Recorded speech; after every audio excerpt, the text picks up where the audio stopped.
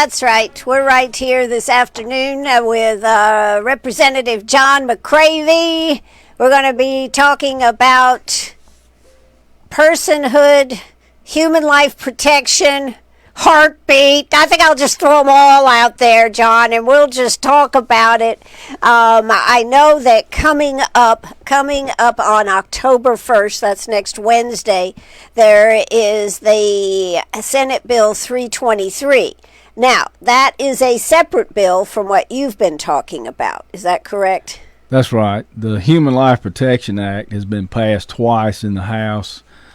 Came almost passed in the Senate twice. And that's the bill that we wrote for South Carolina back when Dobbs overturned Roe versus Wade.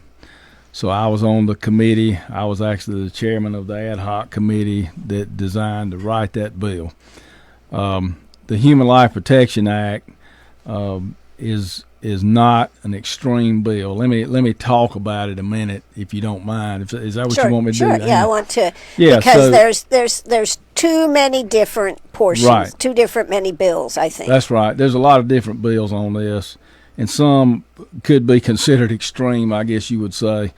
The current law we have is the heartbeat bill. The heartbeat bill was written before Dobbs came along and overturned Roe versus Wade, before we had a Supreme Court that Donald Trump was able to get on there that's now a majority of pro-life justices.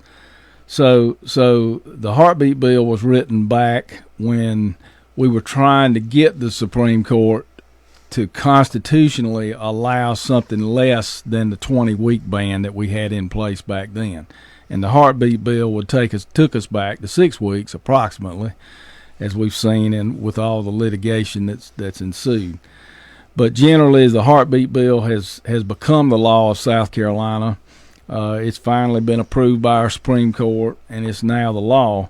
But it's behind. It's behind the times. So why do you say it's behind the times? Because it was written before Dobbs. So it was written before our Supreme Court changed, and it was the best compromise that pro-life people could come up with to try to change the law that we had in place with Roe versus Wade. So now states are free, as Charlie Kirk said. States are now free, thanks to Donald Trump, to pass whatever pro-life bills we can, and we're free to protect life at all stages. So we start out with that. Our South Carolina Republican platform on page 6 says we believe that all human life has intrinsic worth and should be legally protected at all stages. So not just starting at 6 weeks. When that baby is first formed, and it becomes a baby at conception is when we should be protecting that child. So just because we can't find a heartbeat, just because we don't have an instrument to do that should not allow the baby to be killed. And we have to recognize it's a baby. It's not some weird blob of cells. It's a baby. So if we believe it's a baby, if we believe it's human life, and we believe it should be legally protected at all stages, like the Republican platform says, then we should stop the practice of abortion for birth control. And here's the first fallacy that we get from the left. It's a total ban. Well, you know what? This is not a total ban, okay? It's not that at all. Anytime a woman is known, anytime we have a dangerous condition that threatens the life or the serious health of the mother, then it's not considered an abortion. It's considered a procedure to help and save the life of the mother. And so, such as what, John? Okay, so here's what this bill does, and the myths about it. You know, we've been told, oh, well, you're not doctors. You can't pass a law that has to do with doctors. Well, you know what? The first thing we did when we were drafting this bill is we went and talked with OBGYNs all over the state, pro-life, not pro-life. And we asked them first, what conditions can endanger the life of the mother? List them all for us. Give them all to us. And they gave us 11 conditions. And these are ectopic pregnancy, molar and partial molar pregnancy, miscarriage, severe preeclampsia, HELP syndrome, abruptio placentae, maternal trauma, uterine rupture, intrauterine fetal demise. And this, we listed all these in our bill as a presumption that it endangers the life of the mother. If a doctor finds that these are present, then the doctor can safely perform whatever procedure he can to save the life of the mother. And not only that, but if there's any other condition that endangers the life or serious health of the mother, that can also be a reason to perform a procedure to separate the child from the mother. And so there's never any doubt to any doctor. This language was also taken to medical associations, and they approved it. They said, this gives us clarity.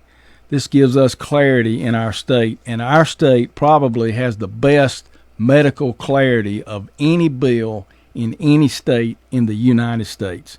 Well, we need to stop, because this hearing that is for S323, that's a totally different bill. That's coming out of the Senate. It's correct? a different bill. But let me say this, to Senator Cash's credit, who's the author of that bill, he includes these exact medical provisions in his bill.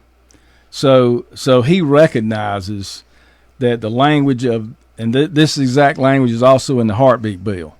So when it comes to exceptions to preserve the life of the mother, South Carolina has the best law on that, the most medical clarity of any state, in my opinion. Right.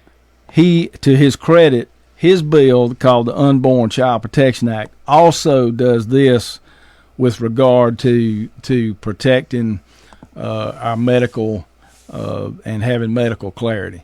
So I have to give him a lot of credit for that, for putting that language in that bill. But now, there are some differences, okay, between the bills. Right. There's no Well, question I just about wanted to that. make sure, because I was under the impression this was the same thing. The 323 was the same. No, the big differences don't have to do with the actual abortion. The big differences have to do with how you're going to prosecute women. The Human Life Protection Act does not prosecute women for having an abortion.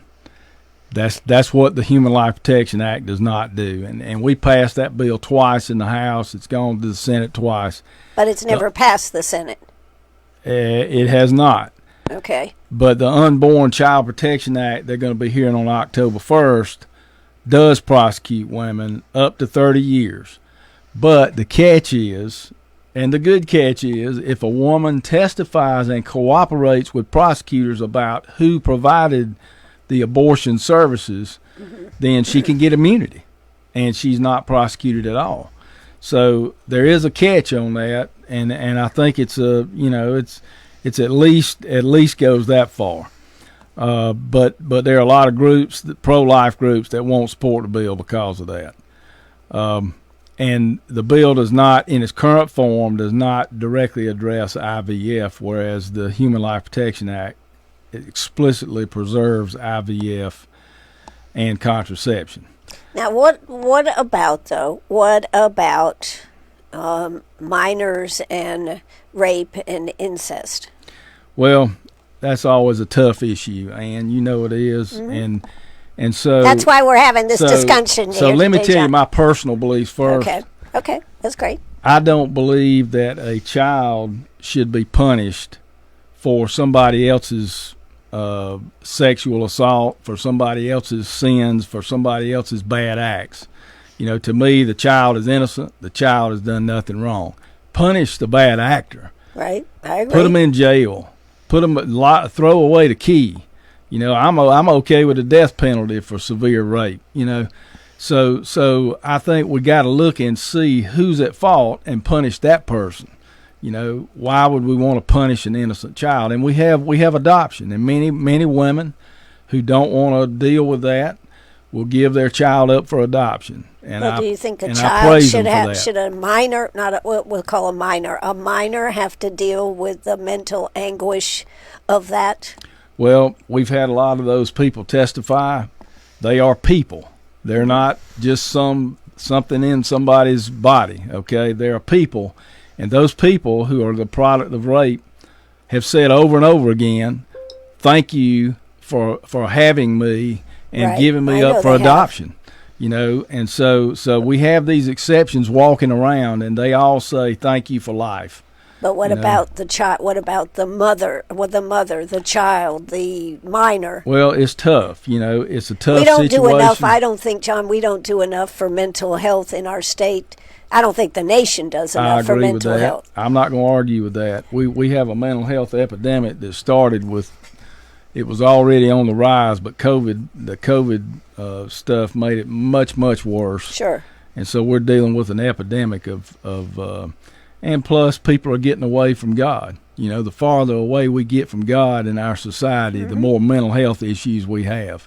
So I firmly believe in that, and I believe that the downfall of the family is what's causing a lot of this mental health. But these what do you mental health believe issues. about what in your bill, the Human Life Protection Bill? What happens in the case of rape or incest and a minor? Okay, so I was giving you my personal opinion. Right, okay, you were, this is yes. my personal opinion.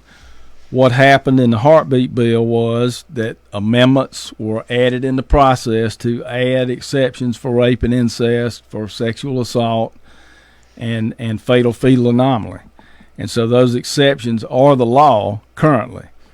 I have no doubt, and when the Human Life Protection Act was passed twice, those exceptions were added in the process. Okay, so I may vote against them, but the majority of even Republicans wanted to see those exceptions on there. Okay. And so as a result, I have no doubt that any bill that makes it through the House or makes it through the Senate is going to have those exceptions for sexual assault, very similar to what we have now with the heartbeat bill. Let me tell you this, why this is almost a red herring. Out of the thousands, what's almost a red exceptions for rape and Okay. incest. Okay. We also, so DHEC keeps statistics of exceptions, and they're lumped all together. So rape, incest, fatal fetal anomaly, and medical exceptions, for instance, the life of the mother, is also lumped in together.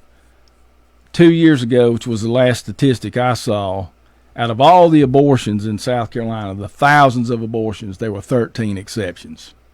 And out of those, you can figure that medical was probably half of those. So we're only talking about a minute 0.0 something percent of abortions fall within those exceptions. But So- if it was your child, Well, that's right. I Yeah. mean, it's important, don't get me wrong, but I'm just saying that is not the big debate. That's not the big impact. for a lot of big people it impact- is, though. Yeah, for Yeah. a lot of people it is. Yes. Well, maybe so. But I'm just saying that's not the big issue, the huge issue that it is when we're talking about thousands of lives being protected before there's a heartbeat. So that's what we're trying to get to. And, you know, when we talk about penalties for women, that's not what the main issue is to me. I mean, a lot of people want to argue about that. To me, the main issue is stopping abortion for birth control. And so to me, that's what we need to be focused on, not the punishment of women and that kind of thing. Well, your bill, the Human Life Protection, then does have those exceptions in it. What else does that bill have in it? Well, The Human Life Protection Bill. yeah, it doesn't have those exceptions. It's got the exceptions for life of the mother or serious bodily health of the mother. It does not have an exception to be able to kill a baby because of how they were conceived. So, and it doesn't have the exception for killing a baby for disability. So, you know, a lot of people advocate killing babies for disabilities. I don't believe in that either. I think we can adopt babies. I think there's places for babies. I think there's a lot of families who want to adopt a baby with a disability. They've been, there are some that feel led to do that. Mm-hmm. But nevertheless, I mean, we had a baby who was diagnosed to have that fetal anomaly, who came and testified in a wheelchair. He had a serious spina bifida, but he's a pastor. He's got a wife. I mean, why do we want to kill people like that? I just don't understand it. But that's my point of view on that. Well, I think if you just look at the feeling about children with Down syndrome, I mean, I had a brother that had Down syndrome, and at that point in society, I mean, she didn't know that that's what it was, but at that point in society, he was recommended to go into a home and, just give him up, and that's what she did, and that was the right thing to do for her at that time in the world. And everything, my point is that things change. Today we have kids with Down syndrome who are contributing to society, going to college, and everything else. Absolutely. Dr. Jackson that lives up in somewhere around Campobello, Dr. Robert Jackson, he has 2 special children like that. Man, he's ready to fight you. Yeah, so if there you say are anything different negative about his children, he's going to fight. Well, I guess my point is that as we know more and everything, things change. But I think, now, are you thinking, though, your Human Life Protection Bill, which is in the House and is not passed the Senate, are you thinking that bill will probably have some more exceptions to it than it does right now? And it will, and I don't necessarily agree with all those exceptions, right. But when it goes through the process, I can almost guarantee we will have exceptions for how a child is conceived, whether they have a disability or not. We'll have those exceptions. I don't agree with them. I think all life is important. But when it gets out, it will have those exceptions on it. I can guarantee that. And so that when it goes through the process, it will either be amended and add those, or it won't be passed. I can just about guarantee it, whether I like it or not. But it's progress. So, well, right. I mean, isn't that what a bill is supposed to do? Yes. It's supposed to be worked on, right? I am for any bill that can advance the cause of life. So it may not be perfect. I would be for any bill that you have to listen to each other, right, to get somewhere. So look, I mean, we're not going to get there overnight to a perfect place. But we've got to make progress. To me, passing the Human Life Protection Act makes progress from the heartbeat bill because it saves more lives. It saves thousands of lives, and it protects all life back for every stage, like the Republican platform says. I'm a good Republican. If it's in that platform, I'm for it. And there's a good reason for that, because we have a lot of Christian conservatives in our Republican Party in South Carolina, and that's why that provision is in there. And so I'm all for that. I think it's correct. The exceptions are something that will be put in the process, whether you agree with it or not. I don't happen to agree with it, but nevertheless, Human Life Protection Act, as it was passed twice, had those exceptions for sexual assault in it. Now, okay, so, but you have no hearings or anything coming up. That is. I guess question. Have you passed this twice and it has gone to the Senate and it has not done, nothing has happened with it? That's correct, and that was in 2023. And the agreement we had with the leadership in the House and the Senate is that we would not bring this bill up again in 2024 until after the November elections in 2024, and then this year we would bring it up. Well, I went to bring it up. We brought it up. They didn't want to give us a hearing. The Senate didn't even look at it. They didn't even have anything to do with it. But the House. Why is that, John? Well, a promise today doesn't mean anything to some people. Okay, so, and in Columbia it means even less to people, apparently. Mm-hmm. So we went. I asked our House Republican caucus to bring this matter up We had a debate in a Republican caucus meeting behind closed doors, where that always happens. Is that the family caucus, or No, that's a no, different? this is the House Republican caucus. Okay. The family caucus is all for it. Nevertheless, the House Republican caucus had a debate. I spoke in favor of it. A few other people spoke in favor of it. My delegation spoke in favor of it. My Lawrence delegation spoke in favor of it. But others from other parts of the state did not. And when there was a vote taken, and the only reason I'm telling you this, normally it's a secret what goes on behind closed doors in the House Republican caucus. But the only reason I'm saying this is because the majority leader came out and said this and exposed the Republican caucus. Mm-hmm. And he admitted that the Republican caucus voted not to bring out the Human Life Protection Act this year. So as a result, I got a hearing only because I forced it by the rule. I did not even get a vote in the subcommittee. The Republicans in the subcommittee refused to vote on it. So it's right now it's just sitting in the Judiciary Committee, where many good bills are sitting right now, and it's not getting out, and that's where it is. In the Senate, So it's not going to. It doesn't go to the Senate. It's not ready. Yeah, It's not ready to go to the We Senate. haven't been able to pass it in the House, where we passed it twice. Now we can't, because we've got Republicans that don't go along with the Republican platform. So that's where it sits. So what I'm are you just saying, telling it John? like it is. Are they Republicans or are they not Republicans? I mean, it would seem if you aspire to life, right, that you would go for this if this is. You would think, wouldn't you? And you would think Republicans in the House Judiciary would be getting out bills like closing the primaries, right, which everybody wants. You would think they would be getting out bills to prevent China from buying up our property right, next to a military institution. Right. But they're not.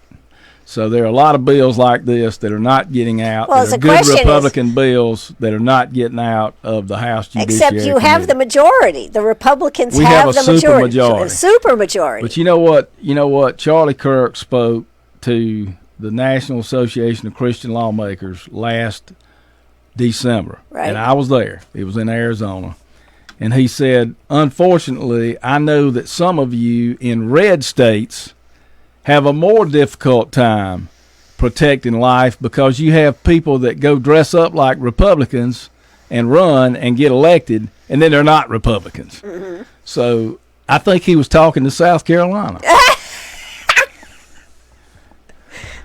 Did you ask him about it afterwards? Well, I mean, I just know that he made that point, and it was a valid point. And it's a sad day, but just because you have a supermajority in name doesn't necessarily mean you have a supermajority that's willing to go along with the Republican platform. So that's the issue we have. So what's going to happen this year? Well, that's a good question, Ann. My guess is because nobody lived up to their promises last year, they probably won't live up to their promises this year. And so we're going to have to continue to fight to get this bill up. We're going to have to continue. It's going to be up. It's going to be up to the grassroots. It's going to be up to people in some of these other districts that are electing these Republicans. So I think it's up to them to put the pressure on them. It's up to our own residents of South Carolina to stand up and be, when they say they're Republicans, to be Republicans. Well, the other bill, the Unborn Child Protection Act, is the one that's in the Senate. That's right. And that one has a hearing on October 1st. So Senator Cash was able to get this up in his subcommittee in the Senate, Medical Affairs, and it is very similar with the protections of doctors, with medical clarity, and all those things, and protecting life. But it is a little more extreme. Back to when a woman is known to be pregnant. It's more severe when it comes to punishment for people 30 years. You can get a woman could actually get up to 30 years, but it does give her, it's a compromise because it gives the woman immunity. if she cooperates in prosecuting whoever facilitated that abortion. And it also, but a doctor could get 30 years too, right? I believe so. Right. I believe so. Mm-hmm. The Human Life Protection Act is much more lenient even on doctors. And it's more, it's more serious because I don't think it addresses IVF. I know that that's an issue with it. So you're going to leave that in legal limbo. That's never a good idea. That's what happened in Alabama, and you saw they had lawsuits. Their court basically forced them to, and they had to, because the law protected all life, even if it was IVF life, right. that they couldn't freeze an embryo and that kind of thing, which I'm not sure how I feel about that either, but nevertheless, it caused a backlash in Alabama because it shut down their IVF programs, and so they had to pass a special law protecting IVF. We don't want that issue. I don't want that issue in South Carolina. It's something that can get this off track. So we preserve it. After talking with a Christian embryologist, when we were writing the Human Life Protection Act, we came up with language that preserves ethical IVF, and we still ban selective reduction, and that's a practice in IVF where they may implant 10 embryos and make 10 human lives in the uterus, and then go back later and take out 8 of them, and kill 8 of them. That's like having a litter, John. Yeah, the Christian embryologist that I talked to said he never has done that. He doesn't believe in that practice, and that ethical IVF no longer recommends that. So that is banned by this act. And we talked to the experts, and that language is a result of talking to the experts, talking to the embryologist. I'm still kind of concerned about this. I think in 323, which is the Unborn Child Protection Act, you can't even transport a minor out of state. That may be in there. I have heard that. The constitutionality of that is what I would call questionable. And let me say this about the Unborn Child Protection Act. By the time it gets to the full committee, you're going to start to see amendments on it. The process takes over, just like it did with the Human Life Protection Act. You're going to see if this bill passes. I predict you will see that there are going to be exceptions on it, just like the heartbeat bill. I predict that it's not going to end up punishing women in the end. I don't think they have enough votes to get that through. And so I think it'll look much more like the Human Life Protection Act that we've already passed twice in the House. And if it does, I'll be all for it. And I think that's what the process will do to that bill if the bill is successful. But the question is, will the bill even come up in your House? It sounds like the House is the bottleneck here. It won't get to the House unless it passes the Senate. It's got to pass one or the other to get to the other body. So the House is holding up the Unborn, the Human Life Protection Act right now. The House is holding that up. That's the reasonable bill. It's supported by Students for Life. It's supported by Citizens for Life. And that's the reasonable bill with the language in it that we believe has a chance of passing. Now, is there any other laws on the books across the nation where this has been passed? Either the Human Life Protection Law, do you know, is there another bill out there that is passed? Yes, there are 12 states that ban abortion. Well, let me get away from that ban thing. Okay. That prevent unwarranted killing of babies all the way back to conception. There are 12 states that do that now. I think if you Google that, you'll see those. 12 states. We're not one of those. We're not one of the 12 red states, and so we're kind of a purple state that has some restrictions like Florida, but not enough, and we're still stuck with the heartbeat bill. So we need to save more lives. There's over 1,000 lives every year still being lost under the heartbeat bill that we currently have. And I wrote the heartbeat bill for South Carolina. I'm the one that did that. And, you know, at the time, it was a great bill. It's not now, though. It's time to move on to where we need to be in South Carolina, to where we decided we wanted to be in 2022. And we were only 2 senators short, 1 senator short on another vote. 3 of those senators have been replaced on that exact issue. If either one of these bills, if this bill gets to the floor of the House and is not stopped, it will be passed by, I predict, 80 votes. It'd be a huge landslide. It will then go to the Senate, and I predict it will be passed by 4 or 5 votes. So we've got the votes to pass it if you can get the bill in the sunshine and get it before the public where people have to make a vote. But behind the scenes, they can stop these bills from getting out, and that's what's going on. So all I want is a vote. If we can get this to the floor of the House and we lose the vote, I can't complain. We're not going to lose the vote, though, Ann. We would win it. If it's out in the sunshine, the truth prevails. Well, John, I think the real question then comes down to why bills are not coming out. And I mean, I think last year was not a star-studded year not. at the House or the Senate. It was not. And when you have people opposing the bills behind the scenes, that's what happens. So, you know, bills can be prevented from getting out, even though everybody knows they would have to vote for it if it got out. There's some people who will vote for it, but they're not for it. They're afraid of not getting elected again. That's why they don't want to get it out. So they don't believe in the bill. They don't believe in protecting life. But if it gets to the floor, they have to vote for it because they're afraid they won't get reelected, and they won't. You know, the life issue has been a problem for a lot of legislators who act like they're Republicans, but they're not. So they get voted out. Republicans actually get voted out when they vote against life, and they know that. So you've got Republicans who don't believe in it behind the scenes that fight against life behind the scenes, but then out in the open, they feel like they have to vote for it. That's why it doesn't get out in the open. They're fighting behind the scenes against it.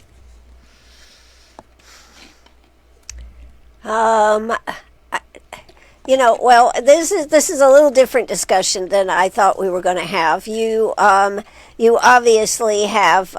In fact, we wanted to talk about this when you were on before because you said there were exceptions for the life of the mother, and That's we right. wanted to sit down but I think there is a lot of confusion over the Unborn Child Protection Act. Mm-hmm. Which is actually a Senate bill that Richard Cash and I think Billy is signed on to and Rex Rice is on. Right. Yes. Versus the human life protection, which is the one in the Senate. Right. That's right. So, you know, like I said, we've already kind of gone over this, but the one that's come up in the Senate is similar in many ways to the Human Life Protection Act. It differs in how it prosecutes women. It differs in the severity of the sentences that people can get for violating the law. It's not clear on IVF yet, and it does ban these current methods of the abortion pill. So it does some things. It goes a little bit farther in some areas, but like I said, I'm for the bill getting out because the process will change that bill. And the process will make it where it's not going to prosecute women by the time it gets voted on the floor of the Senate. If it does, somebody will put up an amendment to change that. Now, the only fear I have about that bill is I fear that they won't amend it because they want it to die. So in its current form, I don't think it can pass the Senate. And so if it's not amended to make it less extreme, then it is going to die. It'll never get to the floor, and if it does, it won't pass. So the question is, how will it be amended in the full committee? if you have the majority of the full committee doesn't want to protect life and they don't want to help at all, they won't amend it because they'll vote against it and it'll die. So you think that's a possibility it's a for your possibility. human life protection bill? No, I don't think so, because we've taken care of all the arguments in the Human Life Protection Act. I think we've dealt with IVF, we've dealt with all these different issues, and it's been vetted, and it's gone through twice. It's passed twice through the House and almost passed the Senate twice. Now it would pass the Senate if it ever got over there, and they could get it out of committee. So I'm very optimistic that if we get a bill, it's going to either look like the Human Life Protection Act that got changed as it went through the process, or it's going to be the Human Life Protection Act. But the problem is the leadership getting these bills out. And so, they tend to respond to what their Republican caucus wants to do. And so, that's kind of where it goes. Sometimes the leadership can persuade. In this case, they haven't done that. Well, you have, okay, so that's the Republican caucus, and then there's the Family Caucus. The Family Caucus is not, it's not a political party. It's not part of a political operation. The Family Caucus is nothing but a group of legislators who want to propound legislation that helps the family in South Carolina. Now, our number one issue is life. If you're not born and you're killed, you don't have much of a family life. Right. So that's kind of where we begin. But we're for bills that help the family pre-born, after they're born, and old people all the way up till they get my age and get old. Right. So we want to help the family in every stage is what we want to do. So, we've introduced bills to try to improve life for the family. I've introduced a bill to try to cover dependents, for instance, who get pregnant. If you're on your parents' health insurance policy and you're under 26, guess what? Your health insurance is not going to cover maternity. I mean, that doesn't make a bit of sense, but that's the truth. And I think a bunch of abortions have happened because of that, because people are scared they're going to have to pay the medical bill. Mm-hmm. Now if they go to a crisis pregnancy center, they're going to find out that they're going to have people that are going to support them through that pregnancy, and they're not going to have to worry about that. That's not going to be an issue. But most people don't know that, and when they hear that bad news, my pregnancy is not going to be covered, I'm going to have to, it's a bad thing. So I think we need to pass that bill that requires the insurance companies to cover that. Mm-hmm. Well, you had a lot of people step down from the Family Caucus last year. We had when I refused, and it's partly my fault. Okay, I'm not saying I was wrong, but it is my fault. I was asked to for two reasons, I think. Number one, I spoke against the gambling bill. I was the only legislator that stood up and spoke in the subcommittee against the casino bill that was coming through. No other legislator spoke against it. It got passed, and it's now sitting on the calendar of the House of Representatives. It's going to be voted on. It's coming up for a vote first thing this year. It's a bad bill. It's a terrible bill. All the profit goes to the mafia or whoever's running the casinos. It doesn't help the state, and as a matter of fact, the costs to the state are great.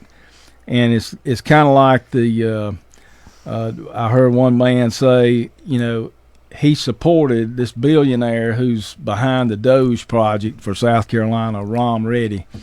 He was interviewed on Fitz News, and he said, I'm against casinos. And they said, why is that? He said, I support international efforts to stop human trafficking. He said, but everywhere you see a casino, that's where you see human trafficking. He said, they are hand in hand. And we don't need this in South Carolina. We don't need to bring all the crime and human trafficking and everything else that goes along with casinos to South Carolina. So I think he's right about that. And so I spoke up against that. And some very powerful people that have given money to a lot of legislators, not me, but other legislators, didn't like that. They got mad. They've been hanging around the Republican caucus, giving money out, and they're trying to get a casino in South Carolina. So they didn't like that. They don't like McCravy too much. Second of all, about that same time, Students for Life was upset that the Human Life Protection Act was not getting out of the House of Representatives. Now, this is an action group. I mean, I understand who they are. They have two different groups. One is just basically an information group, and the other is an action group. I don't coordinate with action groups. I can support them and say I agree with these students. I certainly do that human life should be protected. And they sent out people to different districts in the state. They sent out flyers in the state. Why is the Human Life Protection Act not getting out? I didn't tell them to do that, but they did it. Well, all of a sudden, some very powerful people came to me and said, you need to stop this. You need to stop the Students for Life for coming in my district, coming down where I am, and handing out flyers. And I said, look, I can't coordinate with them, first of all. But second of all, I really don't believe they're doing anything wrong. So why would I call them out, a separate group of students who are fired up about protecting life? I admire them for protecting life. So I refused to do that. I got punished the next day by flyers that went out in my district claiming I'm not conservative. People laughed at them. I mean, you know, Ann, I'm probably one of the most conservative people there is, but people laughed at it, but they were trying to send me a message. And so the casino people have teamed up with the people who are mad at me because I refuse to condemn Students for Life. As a result, people were pressured in the Republican caucus to get out of the family caucus. Some did, a lot did, some did not. And so the people that we have now, we've still got 24 members.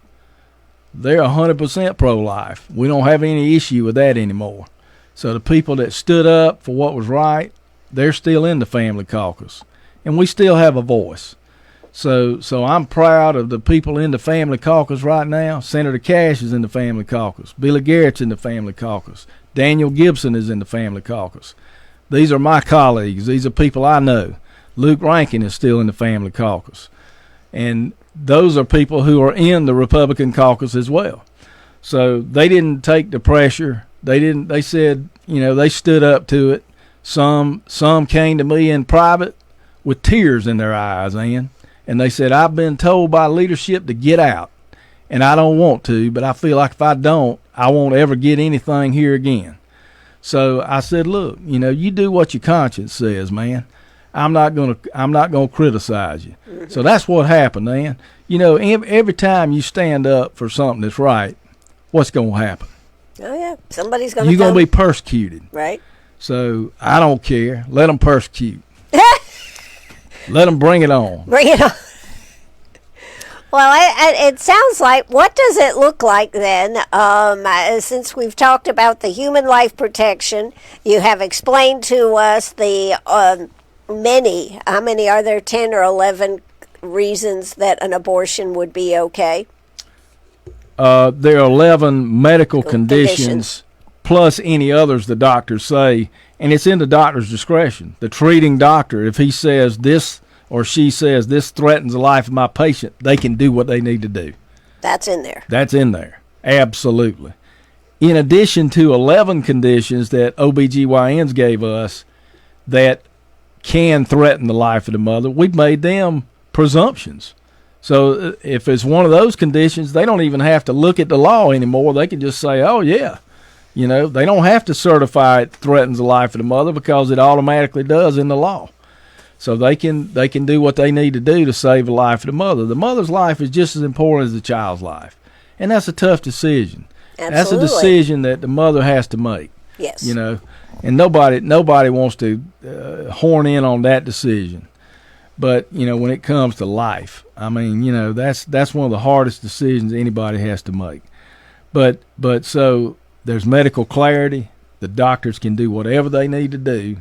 This thing of so the doctors don't have to worry about getting. That's right. The left's propaganda about how this endangers health care is baloney. And abortion is not health care, okay? Taking the life of an innocent, unborn child is not health care. That's murder. Well, what do you call it if she has one of those conditions, though, John? What do you call it? Is it an abortion? It's not. It's not considered an abortion in this law. Okay. It's considered saving the life of the mother. It's not defined that way. So there's no question. There's medical clarity here. That was one of the things when we set out to draft this bill. We looked at every single model legislation in the nation. We looked at other states' proposed legislation.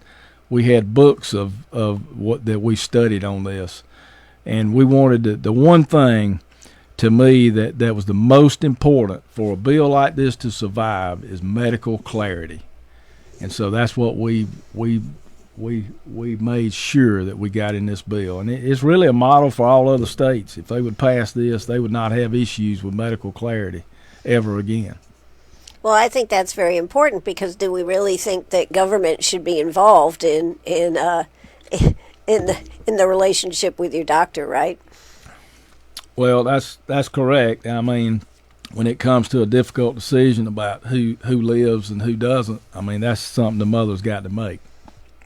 That's a decision she's got to make with the consultation of the doctor. Absolutely. No question about it. So what's going to happen this session? That's going to be coming up in January. We're not really, we're a quarter away from this, John. I know. And so I can't tell you that, Ann. I wish I could. I wish I could predict whether hearts will be changed in the House, whether leadership minds will be changed, whether people will stand up for life. I know I will be. I know the members of the Family Caucus will be. And I know that some other members of the House will be. I just don't know if enough will prevail, if that will prevail. But we'll be down there trying. Can you force an action to have it brought to the floor, or it's totally in the judiciary committees? Yeah, the only thing we can do is what I did last session, and that's under Rule 6.3, ask for a hearing and get a hearing. But they can put you last on the schedule where they never get to you. They can have a hearing and never take a vote, which is what they did in this bill's case, and they can stop it if the way it works. I don't know if you want to hear all this, and I don't know if we have time, but the way it works is you've got leadership appointing committee chairman, and committee chairman appoints subcommittee chairman. So if the leadership tells the chairman, we don't want to get this out, do you think the subcommittee chairman's going to buck that? Probably not very likely. So that's what's going on. And I mean, and who tells what does the leadership, how do they decide what gets out? Yes. Republican caucus. So there you go. So if the Republican caucus doesn't want to get something out, do you think the leadership will get it out? I guess not. I don't know. So that is all from the House side. That's from right. the House side. That's right. The Senate side has the Unborn Child Protection Act, which is actually what I thought we were more talking about here. That goes to a hearing. Now, there's talking about that being fast-tracked. Do you think that is going to be fast-tracked? Well, I don't know what you mean by fast-track, but I think they are having they're having a public hearing on it October 1st. I can't tell you right now whether or not they're going to have a vote that day or they're going to have another meeting. Probably have another meeting fairly quickly, and then have a discussion. Have a discussion, and they'll listen to amendments that are offered, and then whatever comes out of that subcommittee will go to the full committee. That's where I think it's going to encounter the process. Okay. And so the process will take over. More amendments will be offered, I'm sure, or no amendments will be offered. If the opposition to the bill doesn't want it to ever pass, they won't offer any amendments, and it could be voted down right there in that full committee. So, if there's good amendments that make people want to vote for it, that could help. If there's no amendments at all, that people just going to vote against it and say, well, I didn't want to prosecute women, so I'm voting against it. You see how that works. So it's politics is a how serious, because I've heard some things, how serious are the lobbies here in South Carolina? How powerful are the lobbies?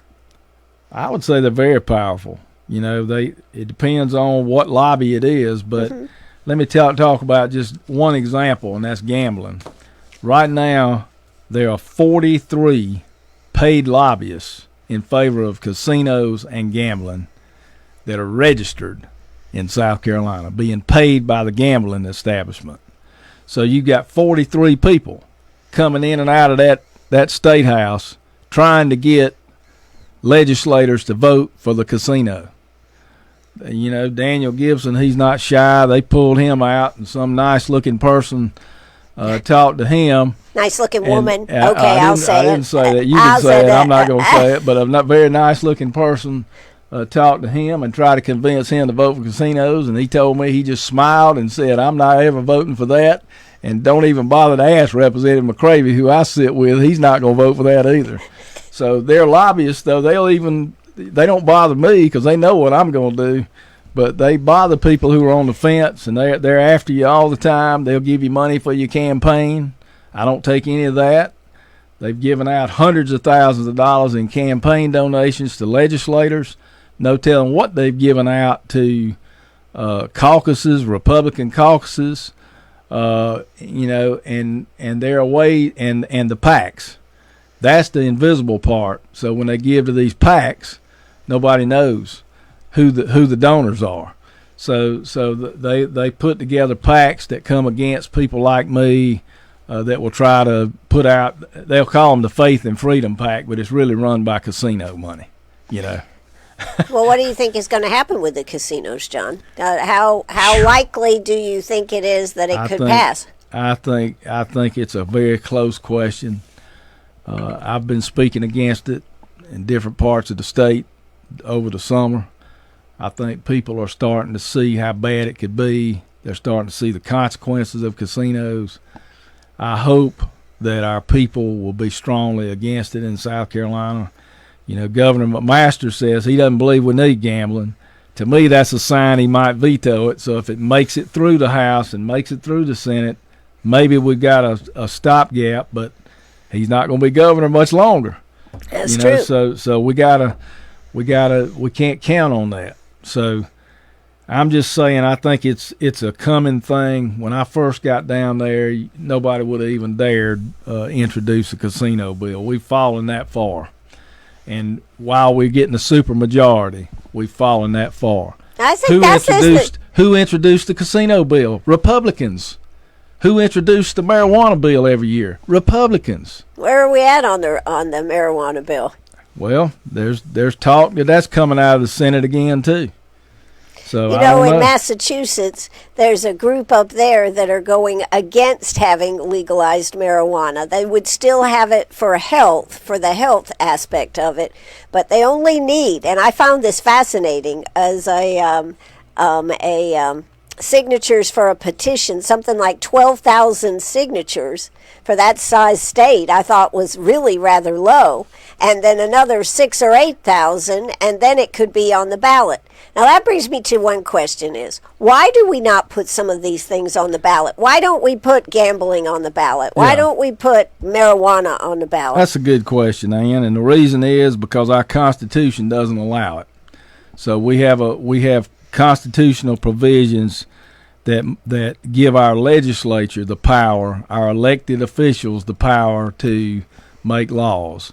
The people, we're not a democracy, so people don't understand. We're a republic. We elect officials to go make our laws, and they get deep into it. The things I've told you today about the Human Life Protection Act, you would have no way of having the time to go research that and understand all that. Right. But I do, and that's why I've been elected. You've helped elect me to go down there and make a good judgment based on what I know.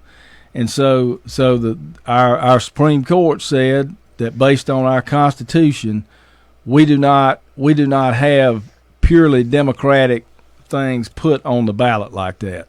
So we don't have referendums in South Carolina.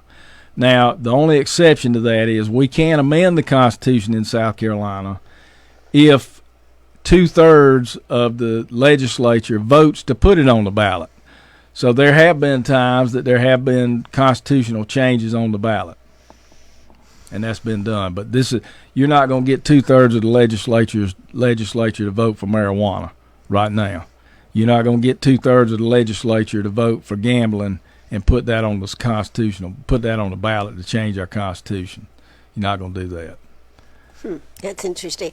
We just had a question come in on our new Google Voice number, 864-332-9355. John, they want to know, does the bill make the morning after pill illegal? The Human Life Protection Act does not. It's still legal. Still legal. It's still legal under that act, specifically because contraception is considered contraception, and that's preserved. The other acts that we have here, I'm not so sure. The unborn child, that's in the Senate. They may very well, by their unsaid, by not addressing it, it may be an issue. There can even be an issue with in vitro fertilization in the Unborn Child Protection Act, is what I was reading. Yes. That's right. And, but like I said, in the process, I'm hoping in the process that this Unborn Child Protection Act passes, but the only way it's going to pass is if some of those provisions are changed by amendment. That's the only way it's going to pass. So whether I agree personally or not doesn't really matter. Right. The question is whether it's going to pass. Okay. All right. So we have covered a lot. What are you looking forward? Okay, I'm going to ask it one more time, then I'll give up. What are you looking for in this next session of the House? I would like to have a conservative renaissance in South Carolina. So I think we need change, and we need conservative change. There, I listed in my letter I sent out to constituents not long ago, there are 25 good bills sitting in committees, mainly the Judiciary Committee, that are not getting out in South Carolina that all South Carolinians want. All Republicans do anyway. I think we want to stop China from buying up our property. It's not getting out. It's just sitting there. I think we want to close the primaries. Democrats may not want to because they may want to come in and influence an election.